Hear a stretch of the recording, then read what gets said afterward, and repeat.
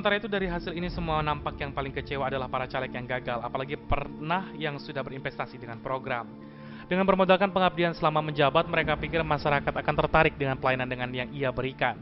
Akan tetapi kenyataan yang diharapkan pun tidak dapat. Masyarakat malah melupakan bahkan mencampakkan segala jerih payah mereka selama ini yang katanya sudah berbuat untuk masyarakat.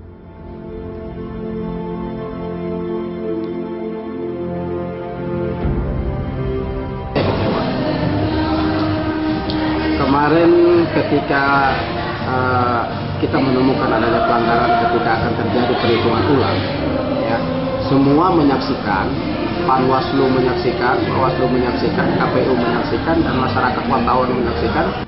Itulah yang mengakibatkan suasana kehidupan politik 2014 ini semakin semakin sumpah, semakin terasa tidak sehat, semakin busuk. Dan rakyat mau aja terlibat dalam proses pemilu seperti itu. Nah, mungkin juga masyarakat agak kaget karena memang satu sisi ada orang yang memang berpikiran dan menyiapkan diri untuk melakukan kejahatan politik dengan money politik dan pendekatan intimidasi politik. Pada sisi lain ada situasi di mana masyarakat juga menunggu itu. Kenapa? Karena ketika kita datang, mereka bertanya, ada uangnya kan? Nah, kita tentu yang tidak menyiapkan mental untuk melakukan kecurangan politik, tentu kita tidak. Dari berbagai permasalahan kecurangan pemilu beberapa waktu lalu, jelas hal ini harus menjadi bahan pertimbangan untuk sebagai evaluasi lembaga penyelenggara dan juga pengawas. Dan yang pasti kecurangan pemilu kali ini sangat dirasakan berdampak kepada hasil anggota DPRD yang dihasilkan.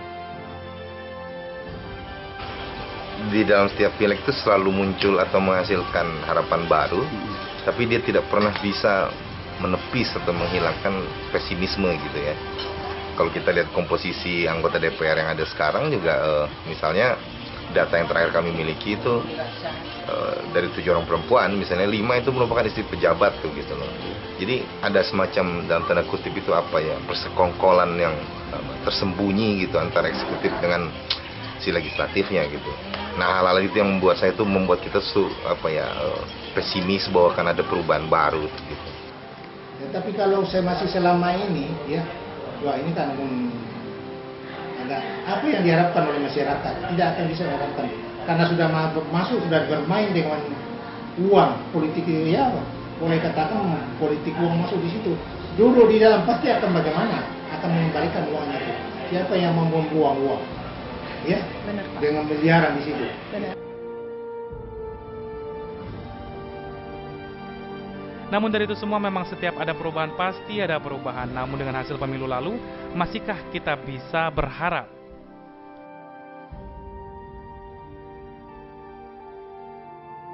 Kita tetap tentu saja tetap berharap akan ada sesuatu yang berubah gitu.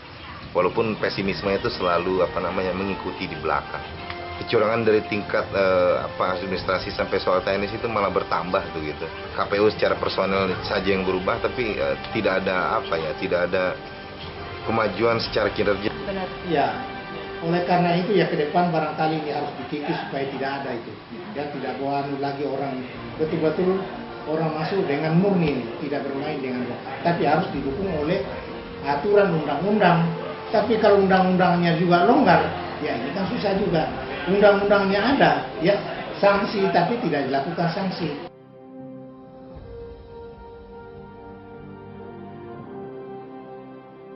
Dan akhirnya dengan proses pemilu lalu kita telah menentukan wakil kita untuk mewakili aspirasi kita 5 tahun mendatang. Wakil kita di Dewan saat ini adalah representasi atau gambaran diri kita saat ini karena kita yang memilih mereka, jadi awasi mereka dengan kerja mereka, jangan sampai dengan segala hal kita diam. Semoga pemilu mendatang kita bisa lebih cerdas dan bijak memilih wakil rakyat kita ke depannya. Sampai jumpa.